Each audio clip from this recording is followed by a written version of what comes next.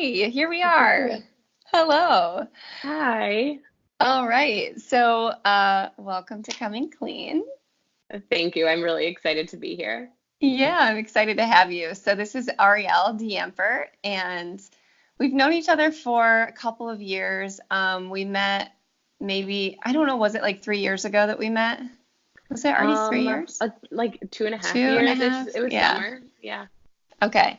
So we first met because my boyfriend and I kind of opened up like a little gym space and we were doing some coaching. And you reached out to me and we just met at the coffee shop. And it was much less about us working out together or doing anything about fitness. And it became more of like, let's talk about life. And I started to Yeah. learn about what you were going through at that time. And watching you since then, and the reason that I want to have you on here to share your story is because it seems like you've gone through quite a transformation in these last 3 to 5 years, even.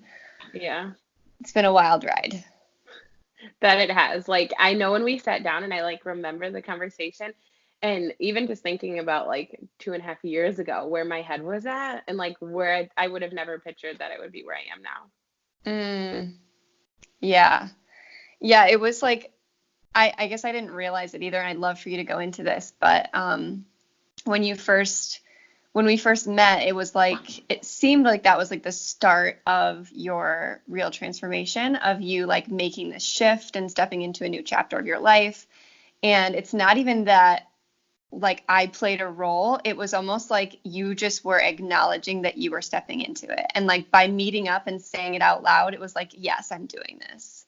And that was just really cool to see. And so since then you've made changes and I haven't talked to you in a while. And so genuinely, I'd love to figure out, where you're at now, how you're feeling now, how life is now, and how different it is now.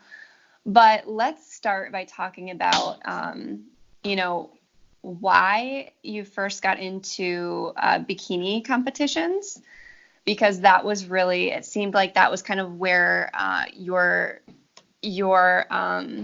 unsustainable life started to really play out and maybe brought you to your breaking point. So when I think about bikini competitions, it's very extreme. It's not for everybody. And it attracts maybe a certain, not necessarily type of person, but a person at a certain point in their life. Yeah. And I've never done it. Is that your dog making Yeah. noises? Yeah. I think he's like chewing a bone on the wood floor. He's here. He Um, knows. um, Yeah, so like I've thought about doing bikini competitions, and people that listen to my podcast know that I struggle with body image and loving my body and eating habits and trying to like make certain rules for myself and restrictions for myself. So I'm curious, like what got you into bikini competitions? Why did you want to do it in the first place? Where did that Yeah. start? So I've always like struggled with my weight, like on and off. I've kind of yo-yoed. When I was late middle school, early high school, I started going to Weight Watchers. My mother with best intentions in her heart took me and I lost a little bit of weight from that, then ended up gaining it back. And then actually my senior year of high school, I had dropped a substantial amount of weight and I played soccer on the varsity team at Guilford and RR Star, like the local Rockford newspaper put me on the front cover of it and just huge. And they were like, they basically just talked about my weight loss. And I got so much praise for it. And I think that was the first time where I began to tie my value and my worth to the size of my body. And at such a high level because like I mean it's a decent sized city. People knew me and they saw me like, oh, congrats, congrats. And they're like, oh, like, just like praising me, asking me questions about losing weight and all of that. I went away to college, gained the weight back, yo-yoed in between that time. And then when I moved home with, at the time, my boyfriend, now my husband. And after being home for a year, he proposed. And there's no motivation to lose weight like the wedding. So I lost weight for my wedding. That was the smallest I had been in my adult life. Again, with all the praise. I mean, part of being a bride and then also accompanied by being the smallest I was, Mm, I got all of this praise and I was like on a high. And then the wedding went away. And at this time, it was like the start of the rise of Instagram. It was 2014, and it was bikini competitors everywhere. And I was terrified after the wedding about gaining all that weight back. Like, I was like, I don't know what to do. I was scared. I didn't want to go back to yo-yoing. And so to me, the obvious answer was to compete.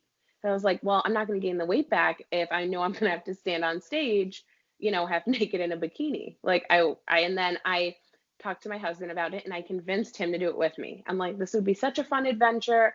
Let's do it. Look how amazing these women look. Like, look how it's so glamorized. Like, it's glamorized like losing weight is, but then when you throw on the glitter, the bikini, the extensions, the eyelashes, the nails, the spray tan, and all the works, I was like, this is it.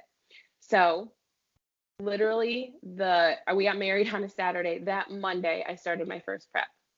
And we dove into that first prep and I competed in Rockford that November. And basically, once I stepped on stage and I got done, it is very extreme. It is very extreme. And because it's an extreme, anything that, the pendulum swings, you swing it one way, it was going to swing back. And after the shows, I just found myself like binge eating. I couldn't control it. So my solution was always just to sign up for another show, to do another show. That would fix it. That would fix it. Fast forward 10 years, or not 10 years, 10 shows and about 4 years of doing that dieting cycle. So yeah, it was honestly, I jumped into it because I thought it was going to be a weight loss solution. It Mm-hmm. was so glamorized and it helped that my husband was willing to do it with me. So yeah. Wow. Super interesting. I think it's really fascinating that you remember the moment that you tied your worth and your value to your physical body, because I don't think a lot of us remember that moment. It might be like vague, like little seeds planted throughout our childhood and things like that. But to remember that very moment, and it was like a positive thing. That's the Yeah. confusing part. Because a Yeah. lot of times people are like, well, I was bullied for my weight, and that's why I felt negative about it. But really, I can relate to where you're coming from. I remember being praised for being thin or praised for being skinny or tiny or small. And so then I just thought, okay, that's what I need to be. Like, no matter what it takes, I have to stay that way. And it was Yeah. terrifying to go the other direction.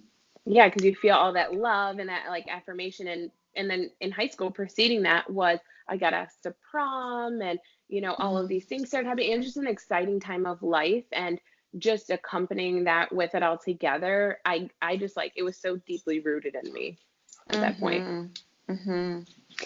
So then the bikini competitions, like that, like we talked about, like the extreme levels of it. One, it gives you structure, right? So now you don't have to Hmm. decide like how much to eat. It's like laid out for you. And there's a reason that you're restricting yourself, because you're going to look this way when you're done. You're going to stand on the stage. And although that's a real stage, it's also like a metaphorical stage, because you know that's kind of how I felt going on The Bachelor. It was like a moment to prep for that you would be judged, and you could finally feel like you were good enough, or that like you could gain approval of some kind. Was that part of like your reasoning or like underlying feelings throughout competing? Yeah, I got such like that high off of it, like standing on stage and finally getting there, chasing that goal. I totally agree that there's a certain type that is more drawn to competing. And we almost kind of say like it's like a certain breed of people that just, I am more like type A. I do like black and white. I did like knowing this was my structure and following into it.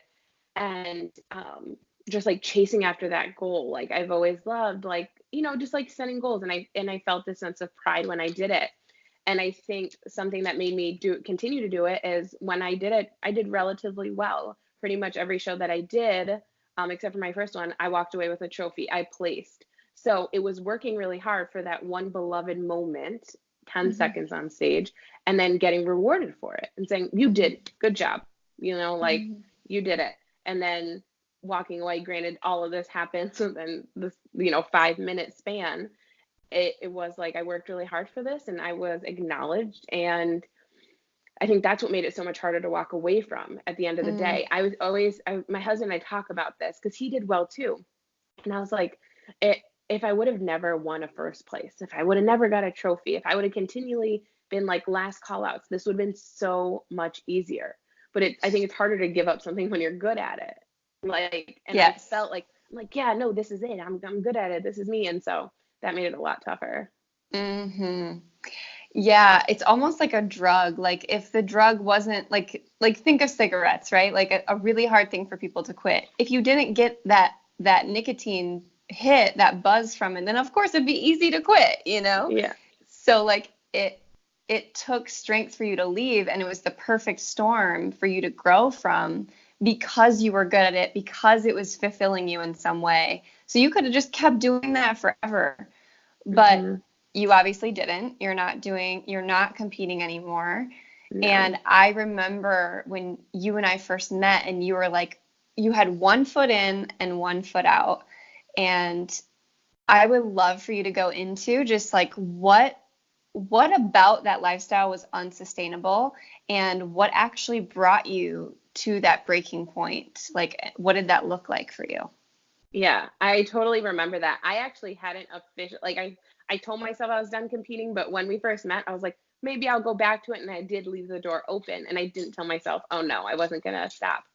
Um, so basically what happened with competing is we got married and we continued to compete for over 3 years, and we were getting older and we're like, we want to start a family. I lost my period during my first prep, 2 months in. Before that, I had always had a regular cycle, since like my teen years, regular cycle. 2 months into prep, because of the high level of restriction and overtraining on my body, I lost my cycle. And I had not had my cycle at that point then for 3.5 years. I never got it back in between. And there were times when I questioned it, and I wish, part of it's all part of the story.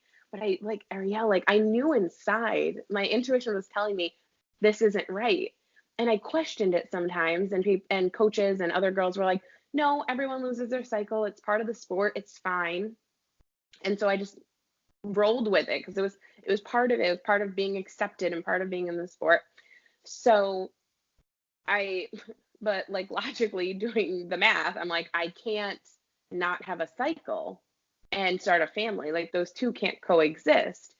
So I Hmm. really had to look at some point like, okay, do I really want to start a family, or do I want to keep competing? Like I had to pick one. And so I decided I wanted to start a family. My husband and I wanted to start a family. And so initially, that is what made me step away from the stage, because I knew I was just, and I knew I was in an unhealthy spot. I was taking like medication for osteoporosis. My bone density was really low. I was like ridiculously cold. My hair, all of the symptoms that come from like extreme dieting. My thyroid had issues. It was it was crazy. And Hmm. sometimes too, you don't even realize, like, because people are like, oh, you look great and everything. I don't think people realize what I actually looked like in person. Like I was like Mm. so tiny. Like it hurt to do things. It hurt to lay down. My sleep was, like everything in my life was highly affected. It's odd though, like I just had my blinders on to it so much. Like for about 2.5 years, I was waking up at 2:30 in the morning just so that I could have time to do like my 2 hours of cardio, work out. I teach full time. I was coaching soccer after school, and I was getting my master's, and Oh I my don't know God. how I did all of this. So all of this adds up. But anyways, I wanted to have a baby. So we decided to walk away. Kind of that was like the breaking point. And to be honest, I thought I would stop competing and then it would just come back. And it didn't. And that was really hard. I think that's the one thing that kept hitting me. And I remember being with you and Dalton and in the gym and just crying, because I think that was the first moment where I started realizing that this had greater effects on my life than what I thought. Like it wasn't just oh, I competed for a couple months and I was going to get to move on with life. Like Mm. this genuinely impacted my health in a way that I couldn't even see. Mm. And it scared me that I had done long-term damage. It scared me that I really altered my future. And that was so painful and hard to deal with. But at the same time, not allowing my body to do what it wanted and still fighting it. And that was that foot in, foot out, foot in, foot out. Because I think I don't know, it's almost hard to explain because at that time I knew that I wanted to get healthier. I knew that I wanted to get my cycle back. I knew I wanted to start a family. But the fear of gaining weight and being unloved and being unworthy and not having all of, I don't know, that I felt like the support around me was going to go away. That fear crippled me and stopped Mm. me. It was like that's what kept like pushing against me and gave me so much resistance. And so it was a mental war for honestly like a year and a half almost. Wow. Yeah, that's the part that nobody sees, you know? I mean, not only of the bikini competition world, like you were one of the people, like you said, a few people were starting to speak out about the truth of like what was really going on. Because we all talk about how you can portray a certain look on the internet and then there's real life. And I think bikini competitors are like an amplified version of that. Because it's not just like a girl, you know, living her life, posting cute photos. It's like spray tans and glitter and fake lashes and extreme eating habits. And then on the other side, it's not like you just, oh, wash off the makeup. Now I have no makeup on. It's like you said, it's like you can't sleep right. You lost your period. It hurts, you know, your body hurts. Like your mood is off, your personality is off, like everything is broken, but then you flip the switch and now you're like this like beauty queen on a stage that is Yeah. everybody's wanting to be like. And that is so, I think, detrimental, especially for young women or just women in general, but young women to look at and be like, I want to be like that, because they Yeah. don't really know what they're signing up for.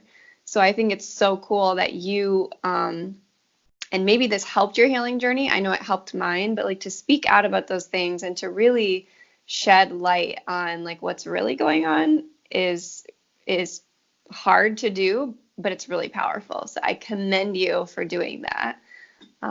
If you can Thanks. help even one girl from like, you know, just it's not about getting them to, it's not about like stopping people from trying to go into competing, because I think that, you know, everything in our life happens for us, because I think even your competing happened for you so that you could Yeah. go, wow, I need to listen to my body. And it was the perfect storm. It was the perfect drug. It was the perfect experience for you to try to cling on to that, thinking that your body, the physical, you know, staying skinny was like the ideal scenario, regardless of what it cost you.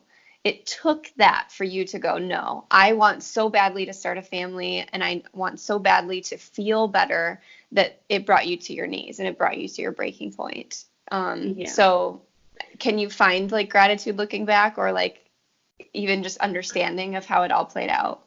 Oh my goodness, yes. But I have to touch on the whole part about like the social media and seeing things. So it's so crazy. It is a lot of times it is the highlight reel. You know, I think people are working on being more authentic and real. But I was scrolling back on my own Instagram to look for a photo because I recently posted a side by side of when I was competing and like what I look like now. And as I was scrolling back, I was looking at the photos and I was like, I looked good. Like I'm like thinking to myself, like, this wasn't that bad. Like, why am I this was like a couple weeks ago looking at my own Instagram feed. I was like, oh yeah. I was like, oh, I could do this, I could do that.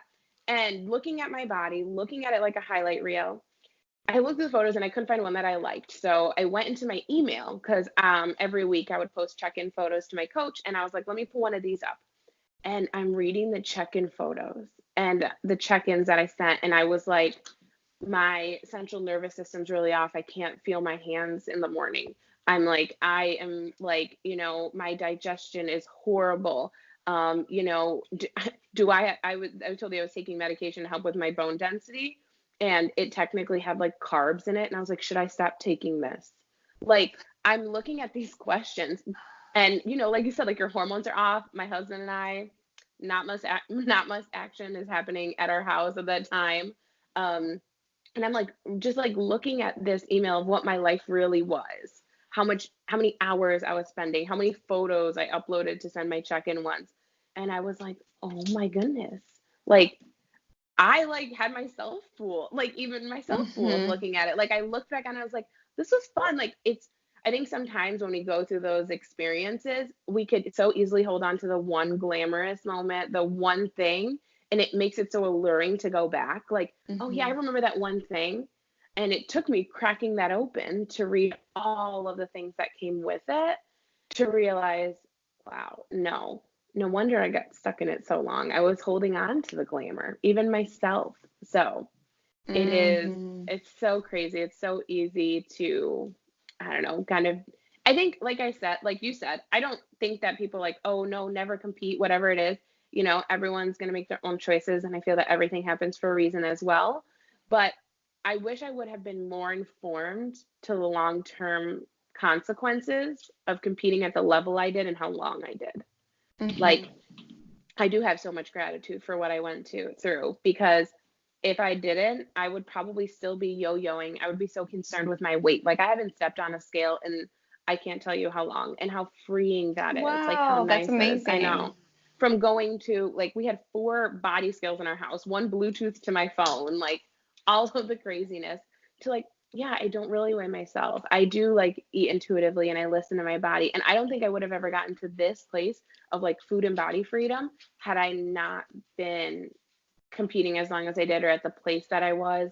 I think I would have passed a lot of unhealthy body image and food behaviors down to my children, down to my daughter someday potentially. And so I'm so grateful for that. I'm just so grateful that looking forward at the rest of my life, I no longer have to worry about losing the last 10 pounds. I no longer have to struggle with what I can or cannot eat. And rather, food is there and I can enjoy it and it's there for pleasure, but it no longer controls or dictates any decisions in my life. That would have Mm-hmm. never happened had I not been through the trauma of competing. Wow. Yeah, that's amazing that you can look at it like that because I agree that that's why you have the freedom you do now because you had to go, like you said, the pendulum, it has to swing in one way and then we pull it back the other direction. Oh, I'm just so happy for you hearing all of that. It's just like, oh, that's amazing to know. Like I see it in you, and Yeah. obviously I've only seen you post on Instagram, and like we just said, you can never really know, you know? Yeah. So to hear you say it here too is just like, yeah, that's amazing. I'm really happy for you. Thanks. It feels Yeah. amazing. I think it took me feeling as good as I do now to realize how crappy I was feeling before. Mm, I at some point made that my normal. And I think that can happen, just when you get into like any extreme, your lens is skewed on life. And mhm, I was like, no, everyone's like this, and this is my environment. And like, and it took me stepping out one step at a time. And I was like, oh my goodness, this is what it feels like to get a night of sleep or to have energy or to be full. Oh my goodness, my hunger and fullness cues. It took a long time to get those regulated, as our hunger and fullness is biologically censored by, and when we try and, we turn that into an extreme, it took me a while to get it regulated again and to understand like mhm. what full was. And it just feels amazing to be more in tune with my body now. Yeah, I mean, talk about like intuition in general, or even like femininity, Like the fact that you Mhm. lost your cycle is just like one major example of how your hormones were so out of balance. But then that goes along with everything else too, just like having like a gut instinct. You basically told your body, like, I don't trust you, so I'm going to take over and I'm going to push you past your limit in physical workouts. I'm going to make you sleep less than you want to sleep. I'm going to make you eat less than you want to eat. And whether we do that in a bikini competition or just with like dieting, or working, like overworking, which is something I think we all struggle with. The more we do that, the more we tell our bodies, like, I don't trust you. And then we disconnect. So we lose that ability to hear that inner voice and to trust that intuition that we all have. And it's like the best thing ever. And I'm still working on trying to reconnect to mine because it's so easy to just stay busy. And, whether you're like, for me, I had other addictions and now I don't have the same addictions, but I do find myself avoiding my feelings just by looking at my phone or watching Netflix or eating, but maybe it's healthier food. So, yeah, I mean, I was more so going to ask you this towards the end of the podcast, but it doesn't really matter. So, like, are you still, the journey is endless, right? Like, are you still coming clean of something or anything right now, currently in your life? Yeah, like you said, it's like I feel like I'm forever evolving. It's like even points in this journey, I'm like, okay, I have food freedom now, like I'm okay. And it's like, then I took another step and I realized that was only a peak and not really the mountaintop yet. And so I'm still striving and learning on what that is. I know for me, I definitely feel that I am at a place, at least with in regards to like food and body, like I'm at a point where I'm pretty body neutral in the essence that I just I choose not to emphasize or pay too much attention to my body. It is what it is. I respect it. I'm grateful for what it can do for me. I wouldn't say that I'm at a point of like body love. Like I'm like, oh yeah, I just love my body and everything that it is. No, I think if someone gave me a magic wand and they were like, hey, you could tighten this, do this, whatever, I probably would take it. But I'm no longer at a place of like body hate and dissatisfaction. You know, I feel like there's a scale with the whole body confidence and image. And Mm-hmm. I think I went from like disgust to hate to dislike and discontentment to like neutral and respect. And I'm working my way in being more grateful and more loving towards my body. I think I definitely was at an extreme and I've come a long way, but I want to continue that and continue to love and honor my body more. I'm definitely learning too the whole thing with intuition. Um, I've now learned my intuition as far as like eating goes, but now that eating's not an issue anymore, I'm looking at it in like life and life decisions. Like I had an opportunity given to me a couple weeks ago, and it was one where I think I could have done it and it would have looked really great and it would have been an amazing achievement. But I'm really listening to like, is that for me? Is this the woman that I want to be? You know, I think breakthrough happens when we're very intentional about our time, our resources, our energy. And like, if I do this and go through this accomplishment, is that going to make me more of the Arielle that I desire? Because like breakthrough is not going to happen there in that moment. Sorry, the mailman might be here if you hear It's the okay. dog barking. Yeah. But yeah, so I think I'm continually evolving and connecting with my body and my intuition and just like knowing when to say yes, knowing when to say no, stepping into myself more. Um, it's been a beautiful journey and learning it all. I think in this, I really learned too how much I had like this achievement addiction that I was just like, achieve, achieve, achieve. Because, like I told you, it wasn't just competing, it was competing and it was being the varsity coach at Guilford and it was getting my master's at the same time. And it was like just like doing all these things, being a mentor at school. And it just never ended for me. It was like I was and I am, my achievements, my worth is tied to what I can provide to other people. Um, and then even when I stepped off stage, I became a nutrition coach for people to like lose weight. And it's just like, I couldn't ever just sit. That was the hardest part of all of this, learning how to sit, play, pleasure, relate, relax, like all those things. I recently did a life inventory of like 20 different areas of my life, and the lowest score I had is play. I still struggle, and that's I guess another area I'm like working on is being able to just play and not feel like I need to be Mm. productive all the time. So yeah, those are just some of the things I'm working on. Yeah. Oh my God, I love it so much. I love that like you are very structured and you are very like you said, type A, which can be really helpful, especially when it comes to personal growth. Because when you step into personal growth, and I found this for myself, because I'm not very structured and I'm not very like analytical and I don't really make like lists or I just kind of do things. Like I just I'm just all over the place. So when I hear that you took inventory and you like scored, different areas of your life, that's super cool. And I wonder, what other areas did you score? So you said play was your lowest, which I can relate Yeah, to. And that's why my favorite phrase is there's nothing serious going on here. I have to remind I love it. myself. What other areas did you score yourself? Like, so someone listening could maybe do this for themselves. Yeah, so I looked at my physical health, my spiritual health, emotional health, mental health. I looked at my environment. That was a huge one. That started me on a decluttering spree, which so Mm, needs to happen. I think that there's so much mental clarity that comes along of like decluttering and organizing. Like I've really been into using like Google Calendar more and just like systematizing myself. I think it's very easy. The word I hear most women feel is like overwhelmed, and I think if we just take some time to like get some things organized and decluttered, that can be really beneficial. Yeah, play, rest, pleasure. I'm trying to think of, yeah, because there was like 20 of the categories. Oh, my career, skills mhm, that I want to develop, creativity. That's another mm, one that like just giving yourself a creative outlet or like a hobby. And I think it's really interesting when like sometimes we like have a hobby and we really enjoy, and a lot of us can turn that hobby into a job.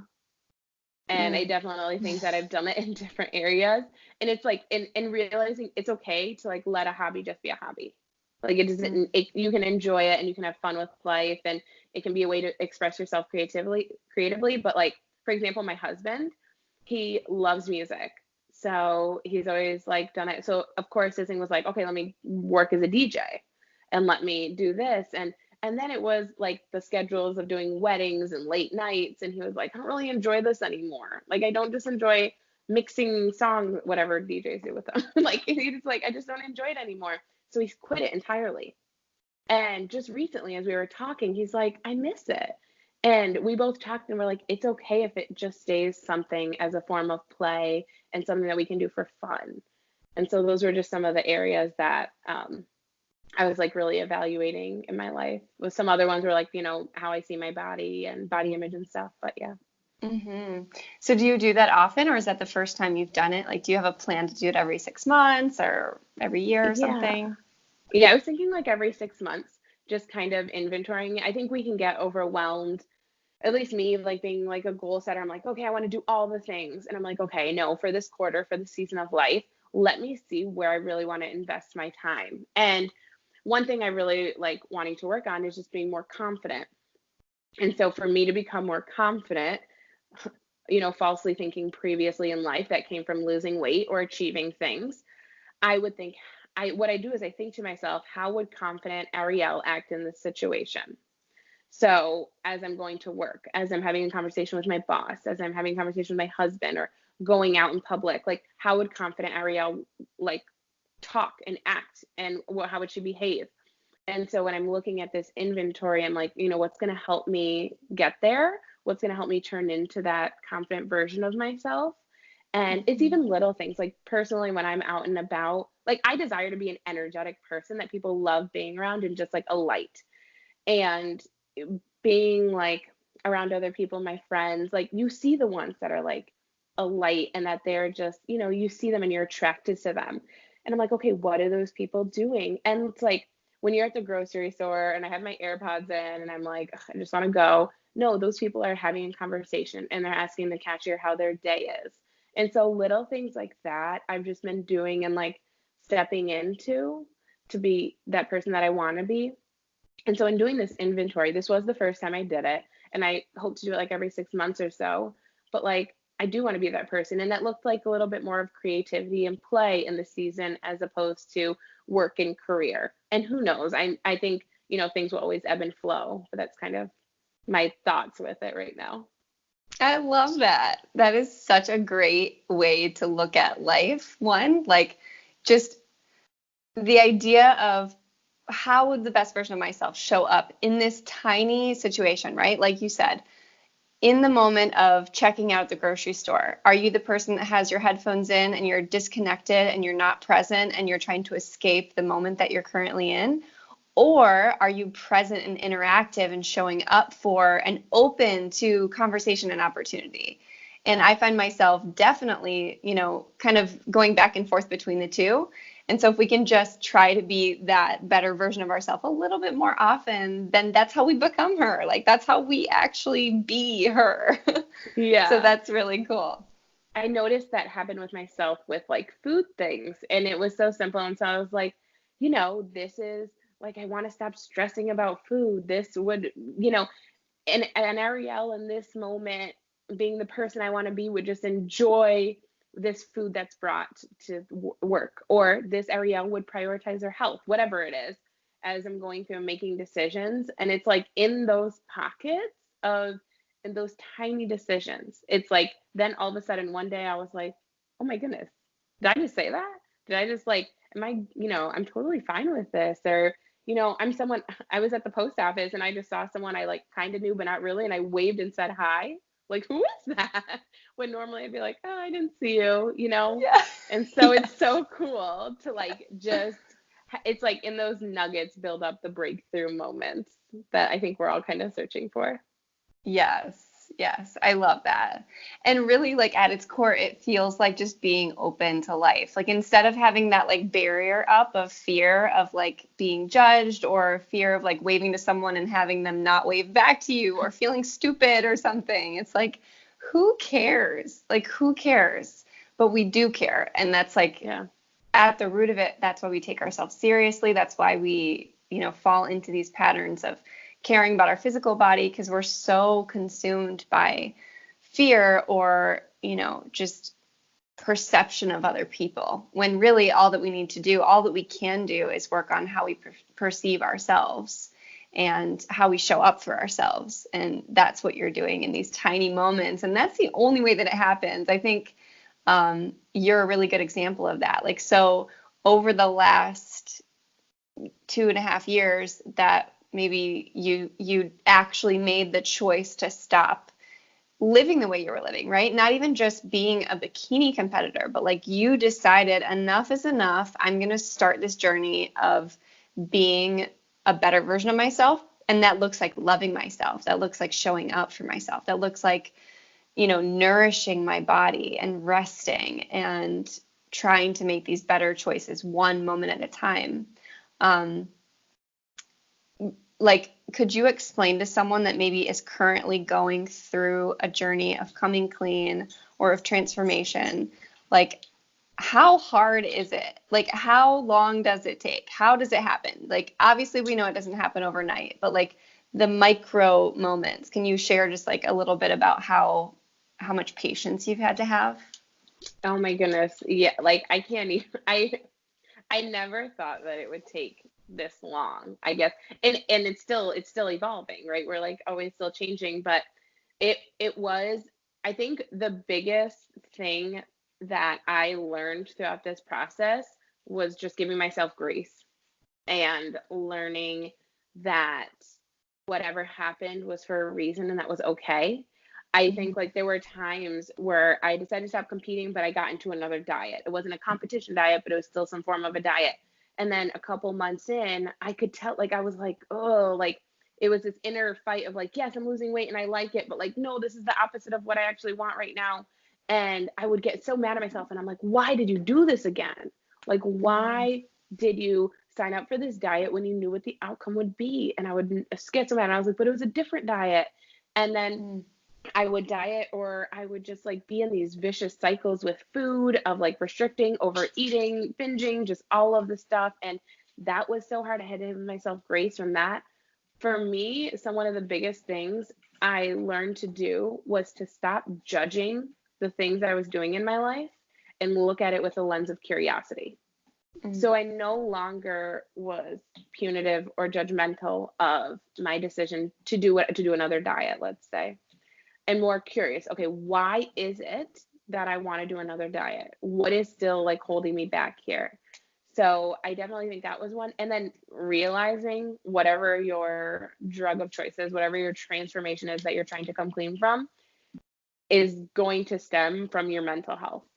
And I didn't realize how much mental work I was going to need to put in to heal my body, like my physical body. Like it took way much more deep work, like inner child stuff and worthiness and like who I am as a person and my thoughts, my desires, my values. It took me really going deep into where am I hurting? How is this trauma influencing my life? And once all of that kind of came out, I was looking down because I'm in my like little office thing. I literally have like 3 journals, like this thick, of just like pages of me writing it out and word vomiting. And like you said, sharing has really helped. So like sharing it with people, talking it out, journaling it out, whatever form of communication I chose. But I Mhm. think if you can give yourself grace, stop judging yourself, and really do the mental work and be intentional with the mental work, right? Because I'm a teacher and I'm hanging out with 25, 7-year-olds all day. And the last thing I feel like doing when I come home is like deep inner child work, but I set aside some time on a Saturday, or, I was intentional about showing up because I wasn't just going to wake up one day and, well, transformed, I'm a new woman. Like everything's fine now. It Mhm. does. It takes that patience and it takes that work. And I'm so grateful that I continued and I didn't stop, because it's such a blessing to be where I am now. And looking back, it does make me more excited to continue, like that audit thing I told you I just recently did. And so it makes me so excited to just continue evolving into the woman I'm meant to be. Mhm. Mhm. Yeah, I love it so much. You mentioned a couple things in there. I think, and I've received messages about this, and I think that this is where I forget to tell people, because you can say things like, you got to do the mental work and you've got to work on your inner child. And I say those same exact things. And then I'll get a message from someone that says, like, okay, yeah, but now my mom is sending me texts about the fact that, she doesn't like what I'm doing, and so now I can't do the work anymore. And I'm laying here on the couch crying because I'm having this like headbutting situation with my parent or with my partner. And what I respond then with is like, don't you get it? Like that's the work. Like that moment that you're in right now, that difficult scenario that's making you cry, is the work. It's not about getting that out of the way so then you can go sit in a corner and meditate and do the work. It's like the work happens on the battlefield of everyday life. Like the moments you're at the school with these 7-year-olds and something comes up that is emotionally sensitive for you, or that challenges you, or you have a tough conversation with your husband, or whatever it is, like that's the work. It's not about reading this book and going for a walk and listening to meditation music that the work happens, I think, right? Like, Yeah.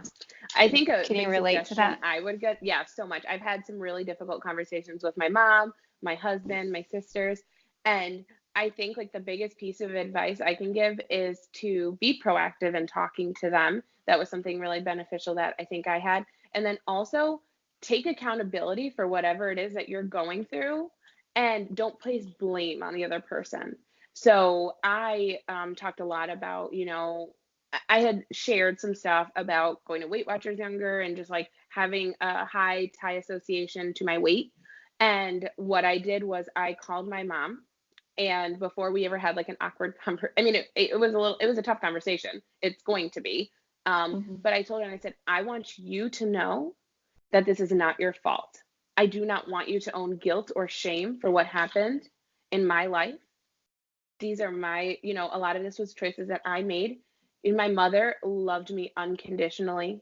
And she told me, she was like, but I'm your mom. I can't help but feel some type of guilt for you having she goes, I think to myself, was it my weight? Was it what did I do? And I told her, and I was like, but everything just happens for a reason. And I don't want you to own that. I want you to know that I'm getting better. And I just want your support and your love in this. And what you can do in this season of life for me is X, Y, and Z, whatever your thing is. So, what you can do for me now is, let's not talk about weight at Thanksgiving. Let's not, bring up size. Let's not flash posters of me when I was competing. Like, that can support me and help me in my healing journey now. And I thank you for that. And I love you. And I just want you to remember that, like, none of this is on you. And I just shared for her all the things I was grateful. I'm like, I'm grateful you gave me the drive that I have. I'm grateful that you gave me this blessing. And I just shared that with her. And it's such a beautiful moment. We also had a conversation about weight. She was like, if you think that you're unworthy when you're heavy, do you think the same about me? And I broke down in tears, and so did she. And I was like, of course not. And those are the moments that were so hard and so raw and vulnerable. my husband said something to me because he was competing at the same time, and he took, and this was him taking blame, and I could see it when he was like, he said, maybe if I wasn't competing as well, I could have been there for you more and shown you more love and support, so you didn't feel like you needed to go look for it externally. Mm, And that was just so, that just like hit me so deep. And I'm like, oh no, like that's, you showed me love unconditionally. He's like, no, but I was being so selfish in this time. And so I think like it's important to talk about the past. It's important to make sure you feel that. And I've cried a bunch of times over it, and we all have. But now we're moving forward, and this is how your loved one can support you and encourage you and be there. And I think reminding them that, like, I I think that with most of us, like, our intention is to heal ourselves. Our intention is to be a better version. Our intention is not to belittle our loved ones or to make them feel guilt and shame. You don't want to pass it on. You want to let it go. mhm. And so that those were difficult conversations, and they were really hard, and they happened with, a number of people. And oh, but let me tell you how strong our relationships are now, and how supportive and loved and open and vulnerable and close I've gotten with all of those people that I've been able to open up with. So yeah. Mm, mm. Wow. Like, wow. That's incredible. I don't even, I have to process this because um, those conversations are things like you said, be proactive. I feel like you can either go and make those conversations happen, or you can wait until there's a breaking point and then they have to happen. And if you wait, yeah, that's fine too, because the point is you want them to happen, right? So that you can get all the shit out and like tell the truth and feel the feelings, and so you can move forward. But if you're proactive about it, then it's not reactive, and you're not coming from that place of blame as much, and you're saying, okay, I'm going to think about this intentionally, and then I'm going to approach my parent or my partner, whoever that's happening with. um, the way that you described that you called your mom and you told her like that it wasn't her fault, and that you didn't want her to feel guilty, and that you were taking responsibility for yourself as a woman and as an adult, I think, and then you added on top of that what you're grateful for. That is incredible. And mine didn't happen that way. I wish it would have, but um, I think so many of us can't get past our pain to the point where we can take the burden off someone else, and we can take that responsibility. And that has to be the hardest yet the most important part of healing any past wound from our childhood or from our young adulthood, is to take that responsibility. And it's not to blame yourself, and it's not to say, oh, this is all my fault, I'm a mess, I'm a terrible person. It's to help yourself move forward, because that's the only Mm. way that you can move forward and heal. Like you said, our goal is to heal. So why would we go and blame everybody else? Because if you do that, you will never be able to heal. You're clinging onto your wounds and keeping them wide open. And like you said, then you're not breaking the cycle. You're giving someone else the wound. You're passing it on. Now you both have a wound. It's like, how Mhm. does that serve anybody? It doesn't. But it's really hard to notice that and to really become an adult and a conscious adult, to be able to take that responsibility. And I mean, to go as far as to call your parent and to say those things is incredible. And maybe not everybody can do that, but they could start with writing a letter or writing in their journal. Like you said, writing is huge. Um, so I just thank you for existing, for also making that really difficult phone call, and probably having a lot of micro difficult conversations along the way, but also for sharing that, because I think it's really inspiring for people that are listening. So thank you. Yeah, of course. I know it was tough for me, but I think I kind of thought back to all the things that we've just said. It's like, if I just keep passing the blame, that's just going to get me where I am. Like, I have to do something I've never done. I have to step out, and like, when your why is really deep of like healing, like, this is what I want to overcome this, or you just have like, you're tired of it. And sometimes it takes, like, I had to hit my breaking point. I had to take, like, wow, I may have had some detrimental impacts to my life and my health. Like I can't exist here anymore. And that helped push me and like forward to do that. And I totally agree with like writing a letter. I have friends who are like in similar situations, whether they competed or just like extreme dieting, and coming out of that and writing letters to loved ones about like how they can support them. Because I think Mm, people in our life can do things that we call like triggering for whatever any situation is, when people bring up certain things or experiences that you went through, where sometimes the things that are most traumatic to us are how people identify us, and people want to have these conversations. And mhm, sometimes with your loved ones, especially the people you're around often, you're like, I don't want to do this conversation anymore. Please don't ask me diet advice. Please don't ask me diet advice. But like, that's what they know you for. And that's mm, what you've told them over the years. Like, yeah, I'm Arielle. I'm in a fitness competitions. Come ask me for diet advice. Of course, I'm on a diet. Of course, I can tell you how to lose weight. I had to then be as intentional about telling them, hey, I'm not like, this isn't something I'm really interested in anymore. This isn't something I'm really talking about, mm. or like just like steering conversations in different ways. But I think the more people I've been able to open up about and just kind of say, hey, I'm not really interested on talking about food and body anymore in this manner, has just helped again my healing twofold. Yeah.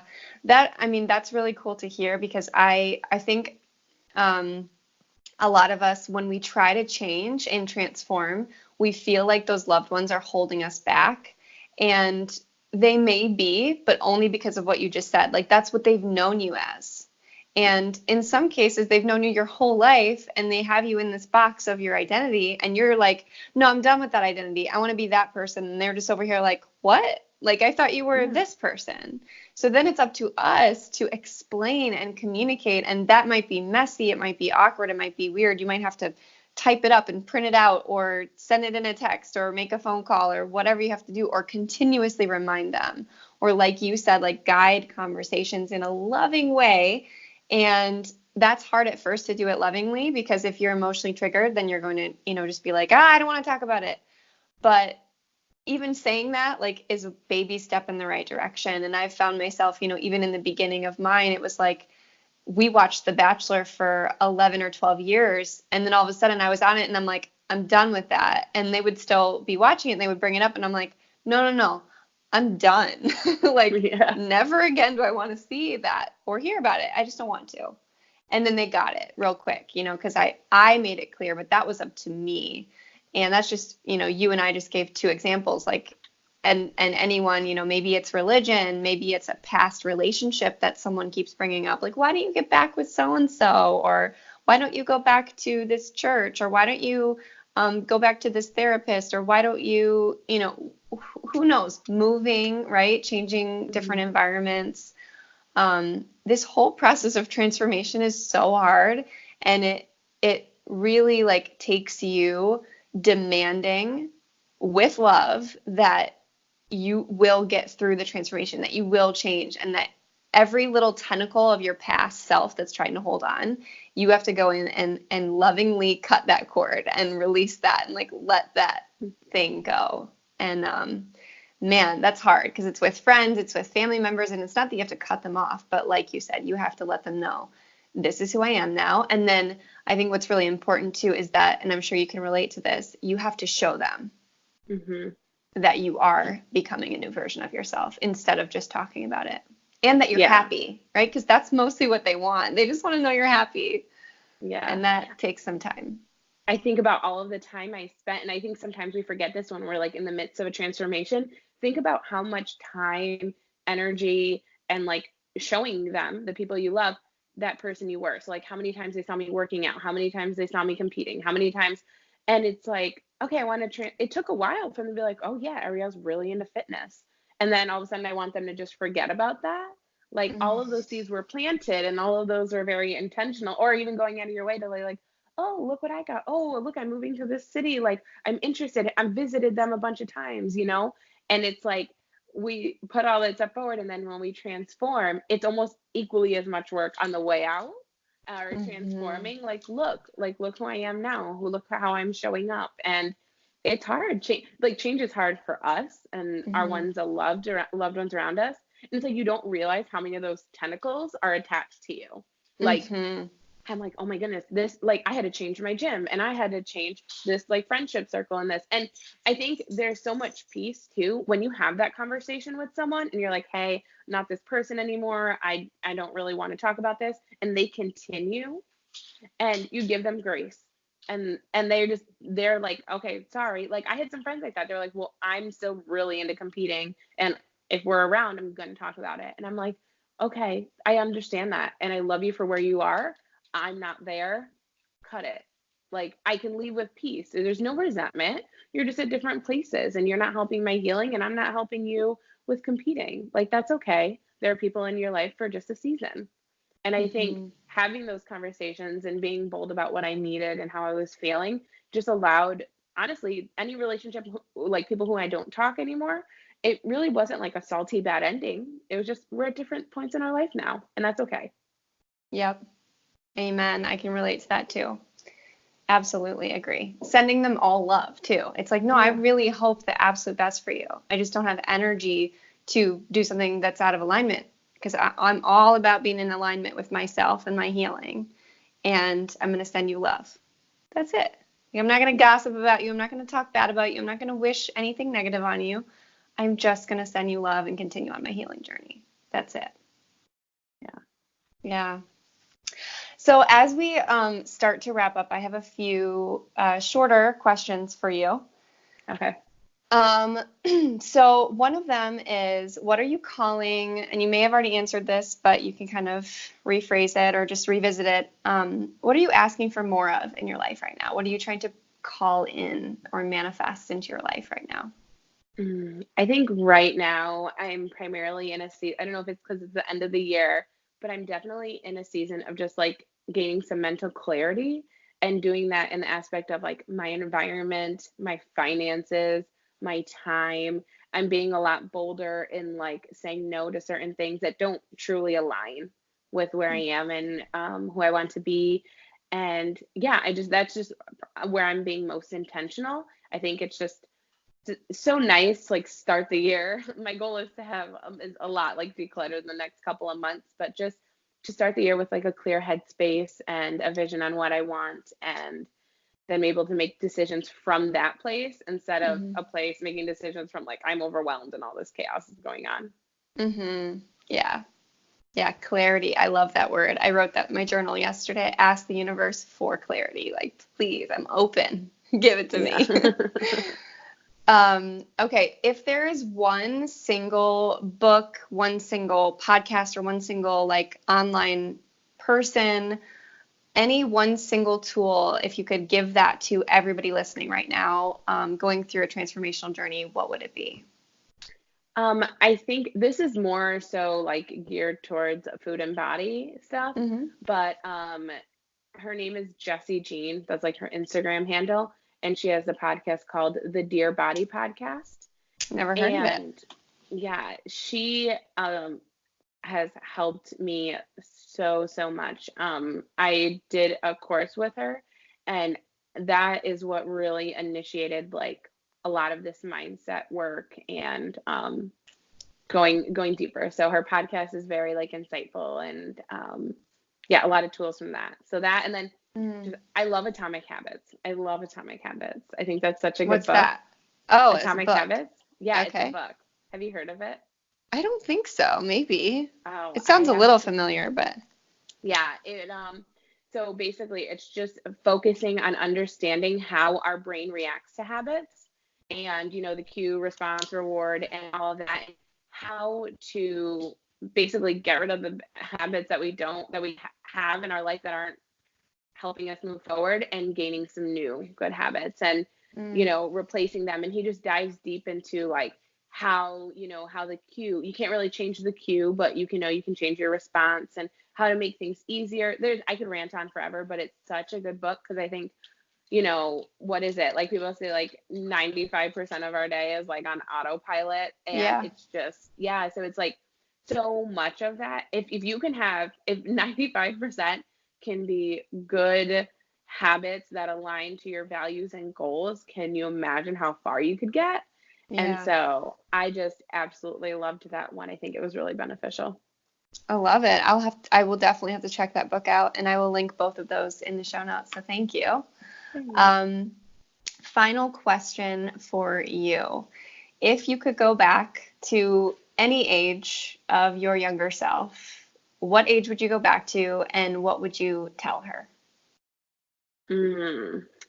I, gosh, there's so many pivotal moments, but I think I would go back to like the 18-year-old Arielle, um, because in that moment, like when I was on that newspaper and I got all those accolades and rewards and everything, I think is when I really started, like I said, tied my worth to my body and um, was, I don't know, it was that season where, where everyone's going away to college and I just was so worried that no one would love me. So like something else is kind of just during that season, I started dating my first like real boyfriend when I was 18. He was abusive, physically, verbally. Things got really bad. It ended with him being in jail and me needing to move out of the state. Um, but the only reason I stayed with him is because I felt like no one else would love me because I just tied that worthiness to my weight and to my achievements. And I felt like this is all that I'm worth. And, if I don't stay with him, then no one else is going to love me. And I think I Mm-hmm. would just go back to her and tell her, like, you are enough. You're going to make it. You're going to be okay. I think that's such like a raw, vulnerable age. And there's just a couple of really pivotal things that happened to me at that time that Mm-hmm. made those associations. So I would just go back to like 18-year-old and hug her and be like, just go to college and have fun. It's going to be okay. It's going to be okay. I love it. I love it so much. Oh, thank you so much for this conversation. Like Yeah. just me, if no one else was listening, I benefited from this conversation. So thank you. Mhm. Of I course. love you Thank you for so having much. me. Yes, yes, my pleasure. And yeah, continue doing what you're doing and shining your light. And I'm grateful that you exist. So just keep Same. shining. Feeling is mutual. Awesome. Well, we will talk soon. And I'll be sure to link everybody so they can find you on Instagram and be inspired by your light. Mhm. Oh, All thank you right. so much. Yes, of course. Thank Talk you. soon. Bye. Bye.